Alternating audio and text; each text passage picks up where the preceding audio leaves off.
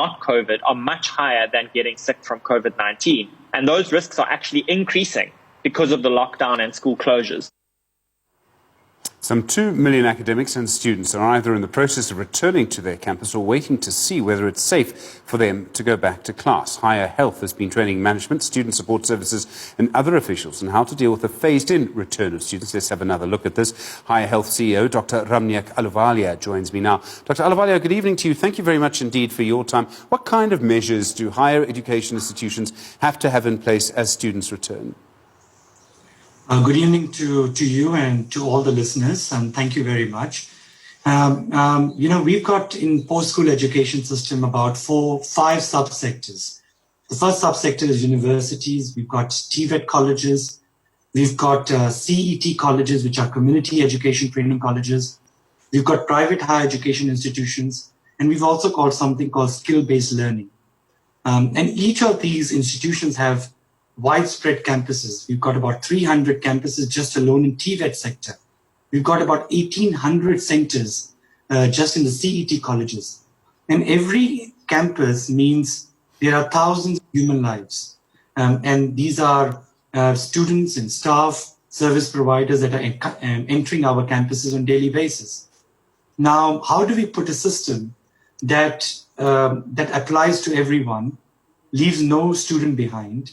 And I think that's where the concept of training and development of COVID-19 task teams at every institution level, which is primarily the decision-making body led by a vice chancellor or a CEO or a principal of a college. And under each institution, we have campuses, and we started developing called campus steering committees, which are basically the implementing bodies. And training needs to happen both at the COVID-19 task team level, where the management can take decisions related to, and that's why we had to build guidelines specifically on the PSET system around quarantine, around campuses, around the residence programs, around classrooms, cleaning, disinfection post-COVID-19. You're talking about screening mechanisms, prevention, you put physical isolation, and right from a security, right till a resident or accommodations that we have inside our campuses. And that's where the training at senior management goes, and that's where the training at the implementation level goes, and that's at the campus levels. I mean, there's clearly a lot to be done. Do campuses have to be more careful than, say, your average business, right? You go into a shop at the moment, you get screened, you have your temperature taken, you kind of get used to it, it's daily life. Campuses dealing with young people, physically perhaps stronger in terms of dealing with the virus, not as vulnerable, but packed together, maybe not as adept at social distancing perhaps.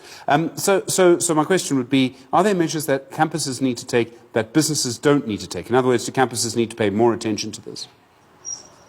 In fact, if you look at the science of this virus, all of us have no immunity to the virus. Irrespective, we are old, we are young, or whoever we are, as long as we are human beings, we have no immunity to the virus. So this means we all are vulnerable, which means whatever applies to a public space, which is in a grocery store, has to apply in any public environment. And in higher education, it becomes more complex because the campus has a lot of young students coming in, staff coming in, service providers. And as per regulation, we have to screen every individual. So we have to find methodologies of how we screen thousands of students coming every day. And that's why as Higher Health, as Department of Higher Education, Post-School Education, we launched using digital application, the fourth industrial revolution, keeping technology in mind. So we've with the help of Department of Health and NICD, we developed something called Health Check, which is available on your SMS through a USSD, which is totally free. WhatsApp, you can do it through WhatsApp or through web form.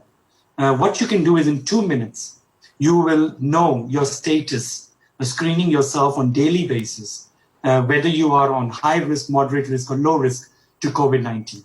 And if you are low risk, on your name, you get a certificate with your date and expiry.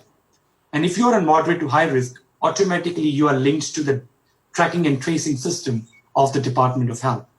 And if people can screen, if students can screen at home in their residences before leaving their home, we can prevent a lot of infection, because if they are moderate to high risk and they don't have a clearance, they should stay at home, because the aim is to isolate people quickly so that they don't spread the virus, they don't infect other people. And that's the whole methodology of how to put prevention.